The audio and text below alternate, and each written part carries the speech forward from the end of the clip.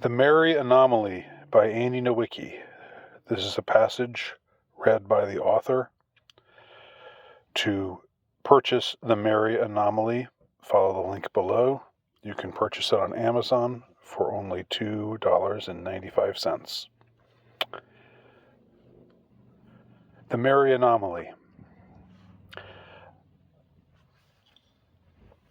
A bystander, had there been one, would have seen little noteworthy about the scene. What is so unusual about a small group of teenage girls getting together, after all? The house, luminous and massive, the sort of structure decried as a McMansion by a certain snobby segment of the population, was full of lively conversation. In all, 8 girls were present, reclining in various postures on the living room furniture. All of them were pretty. All wore what would be regarded as casual, preppy clothes, in the broadest sense of that term. Most were sporting form-fitting designer jeans with ready-made holes and patches, as was the fashion at the time, as well as oversized sweatshirts. Indeed, the incipient grunge scene had by this time seeped well into suburbia. One of the group, however, could be set apart from the rest in a few significant details that a conscientious bystander, or one present, would be sure to notice. The first and most obvious thing that caused her to stand out was the fact that, unlike the 5 other girls, she wore a dress.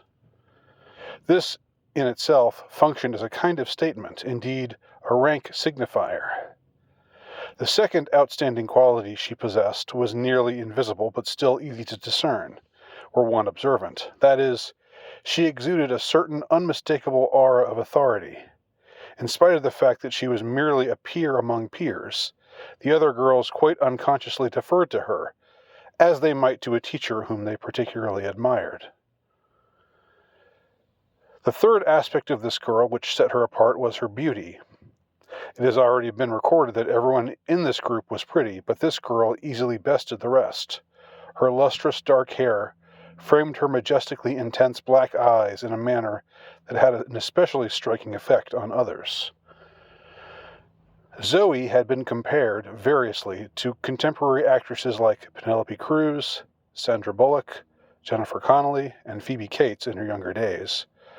But if one were honest, one would have to admit that she outshone all of the above. Yet, if Zoe was beautiful, something about her countenance was also undeniably terrifying. She seldom smiled, but this was actually a mercy, because her smiles, on the rare occasions when they appeared, seemed always to communicate an intimate intimation of doom and dread. She had been called that hot but spooky chick numerous times by boys at her school. But if Zoe had been aware of having been given this singular moniker, she gave no indication of it. In fact, she retained a self-possessed demeanor that struck others, including adults, as preternaturally uncanny.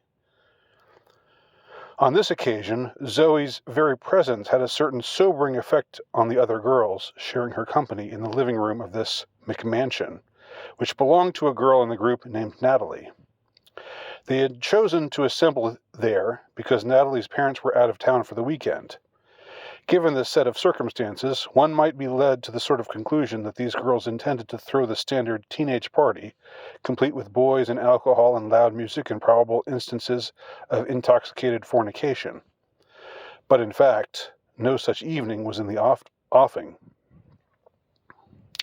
After an interval of small talk and requisite gossip had transpired, and a brief lull in the conversation had caused a temporary silence among the group, Zoe expertly seized upon this opportunity to begin the relevant discussion of the evening.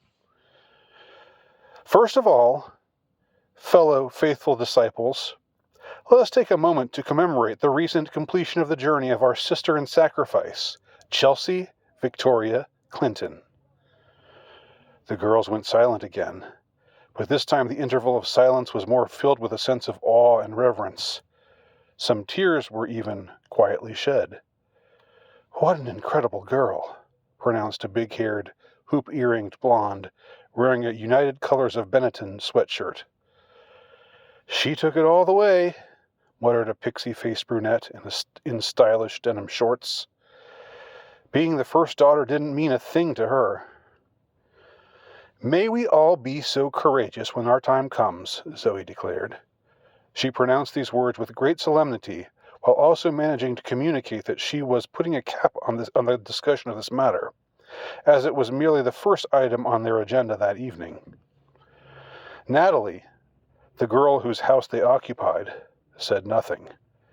Though she did not cry, she did feel the sorrowful lump in the throat, yet for her the sensation did not merely reflect her inner grief at the announced event of the first daughter's passing, but also a kind of anticipatory excitement, both humbling and profound, at the notion of soon joining the ranks of the sacrificed.